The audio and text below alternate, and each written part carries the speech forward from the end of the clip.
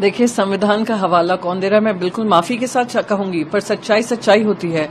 संविधान का हवाला कौन दे रहा है? संविधान का हवाला वो इलेक्शन कमीशन दे रहा है जिसने पार्टी नाम और सिंबल हमारी पक्ष का, जिनने पार्टी के साथ गद्दारी की, उन्होंने लेकर उन्हीं लोगों को दे दिया जिन्होंने पार्टी के साथ गद्दारी की। आज तक 2.5 साल से ऊपर हो गया है, हम सुप्रीम कोर्ट में वो लड़ाई लड़ रहे हैं और अब तक उसका निर्णय नहीं हुआ है, क्योंकि इतना बड़ा कॉन्स्टिट्यूशनल इम्प्रॉपर्टी हुआ है। दिन ब दिन लोगों के नाम हटाए जा रहे हैं, जोड़े जा रहे हैं, अपने मनमाने काम हो रहा है। अब उनका सच दुनिया के सामने पर्दाफाश हुआ है, तो इनको इस तरीके की तीखी मिर्च लगी है, जिस वजह से आज हमने उनका प्रेस कॉन्फ्रेंस देखा। जिन शब्दों का उन्होंने चयन किया बहुत ही दुर्भाग्यपूर्ण है। मैं उनसे स्पष्ट पूछना चाहूंगी, आज जनता आपसे पूछ रही है कि 40 लाख मतदाता ऐड हो जाते हैं, 4.4% राइज होता है लोकसभा से विधानसभा चुनाव में महाराष्ट्र में। वहां महाराष्ट्र की जनता ये सवाल पूछ रही थी कि इतना एडिशन, आपने उसको दरकिनार किया, उसको जवाब देना नहीं उचित समझा। फिर आपसे पूछा गया, इतने multiple duplication of EPIC IDs हैं, मल्टीपल एपिक आईडीज हैं, सिमिलर घर में इतने हजारों लोगों की तादाद में वोटर रजिस्टर किए हुए हैं, वो किस तरीके से लाजमी है, उसको भी आपने दरकिनार करने का काम किया। और आज जब सवाल पूछा गया है, आप इस आड़ में कि हम प्रिवेसी का हनन होता है, प्रिवेसी का हनन एक पब्लिक एक्सरसाइज जो होती है वोटिंग, जो इंडिया एक फेस्टिवल के तरह डेमोक्रेसी का फेस्टिवल मानती है, उन इलेक्टोरल रोल्स को आप छुपाने की कोशिश कर रहे हैं। आप कहते हैं माँ बेटियां जो बाहर जाती हैं उनकी सीसीटीवी फुटेज, आप क्या बात कर रहे हैं? आज वो माँ बेटियां निर्णय लेकर जाती हैं कि सरकार चुनेंगी और सरकारें गिराएंगी, और आप कह रहे हैं उनकी सीसीटीवी फुटेज, उनकी आड़ लेकर आप सीसीटीवी फुटेज हटाने का काम कर रहे हैं, छुपाने का काम कर रहे हैं। ये तो अगर आप सीएसडीएस का सर्वे देखिए, आज सवेरे ही आया है, एट इट्स ऑल टाइम लो है जनता का विश्वास अपने इलेक्शन कमीशन ऑफ इंडिया पे। आज उम्मीद ये थी कि इलेक्शन कमिश्नर उसको रिस्टोर करते, कहते हाँ अगर कहीं गलतियां विपक्ष से पाई गई हैं उसको आप भूल सुधार करने का काम करेंगे। और देखिए कैसे एक तरफा बयानबाजी हुई है, जहां पे राहुल गांधी जी से कहा एफिडेविट साइन करें, उसी दूसरी तरफ सिमिलर आरोप भारतीय जनता पार्टी के हेडक्वार्टर से आए। श्री अनुराग ठाकुर जी ने बहुत सारे ऐसे मुद्दे लाए, वही वोटर ड्यूप्लीकेशन, वोटर एडिशंस का, उनके ऊपर आपने चुप्पी बांधे रहे। आज जो ट्रस्ट डेफिसिट है जनता का, जनता आपसे सवाल जरूर पूछेगी कि आप क्यों नहीं जनता का विश्वास जीतने का काम कर रहे हैं, बल्कि आप जो कर रहे हैं वो सिर्फ भारतीय जनता पार्टी का विश्वास जीतने का काम हो रहा है। बार बार इलेक्शन कमीशन यही कहता है का समय होता है रिजल्ट आउट होने के बाद, आप पॉइंट आउट कर सकते थे तमाम चीजें, लेकिन उसके बाद अगर आप करते हैं तो लगता है पॉलिटिकली मोटिवेटेड है ये सारी चीजें। सबसे पहले तो India deserves a clean electoral roll. उसकी जिम्मेदारी किसकी है? आप मुझे बताइए, इलेक्शन कमीशन स्थापित ही क्यों हुआ?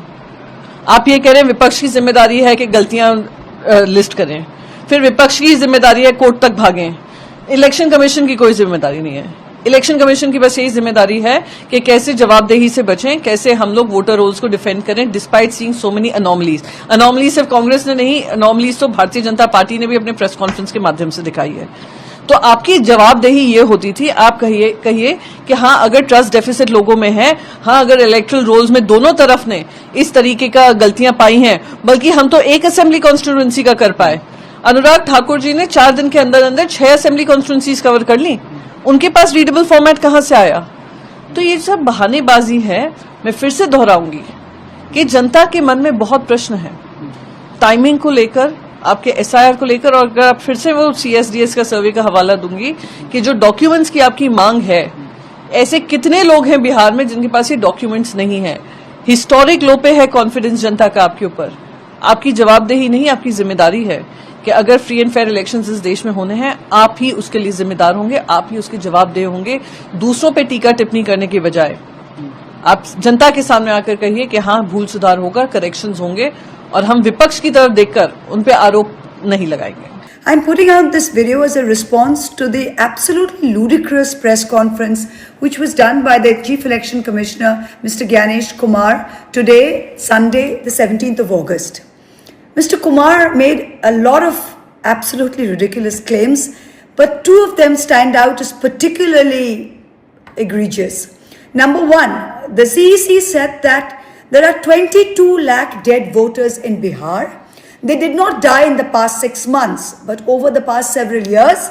However, it was not put on records.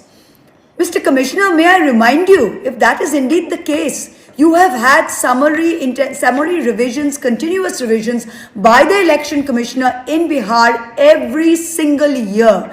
The last revision was as late as April 2025, in which case the entire Election Commission, including yourself and every CEC before you, action should be taken against all of them for dereliction of duty and for subverting free and fair elections. Because if under your watch, dead voters were not corrected and every continuous revision over the past several years was done incorrectly, then who's to blame? It's the Election Commissioner who's to blame. You were in your seat, Mr. Kumar. You were in your seat when the last revision was done in Bihar in April, and you're saying it was not put properly on record. People from Mars and Saturn were not responsible for this exercise. You were. Your office was. And you're trying to tell us today 22 lakh dead voters in Bihar were not put in the records and it was somebody else's fault. It's the Election Commission's fault. All of you should be hauled up for dereliction of duty. Do you think that the average IQ of all of us is the same as that of the average BJP cadre? I think you're gravely mistaken.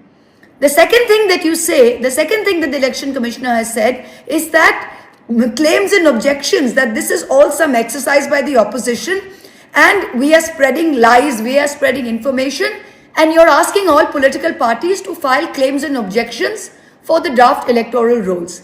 Can we tell you something? Till we went to court, till personally I and a bunch of others went to court and the Supreme Court said, please make these names public, we do not even know who the 65 lakh voters that have been deleted are.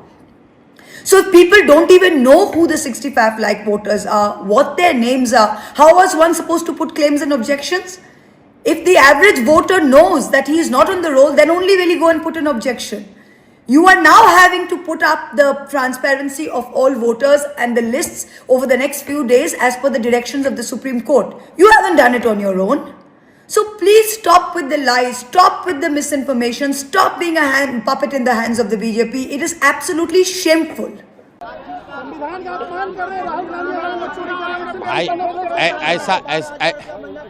ऐसा है, election commission ने जो कहा, election commission ने सब बात कही, वो बात का जवाब नहीं दिया जो कि बात उठाई गई है।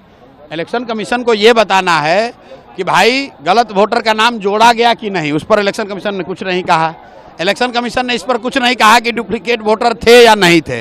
राहुल गांधी को अंडर ओथ देना है नहीं देना है वो अलग मामला है। अगर विपक्ष के नेता के तौर पर राहुल गांधी ने ये तथ्य सामने रखे हैं कि 1 लाख अलग गलत तरीके से 1 लाख वोटरों का नाम ऐड किया गया है, तो इलेक्शन कमीशन की जवाबदेही है कि उसके लिए Bhajpa ED CBI income tax लगाती है।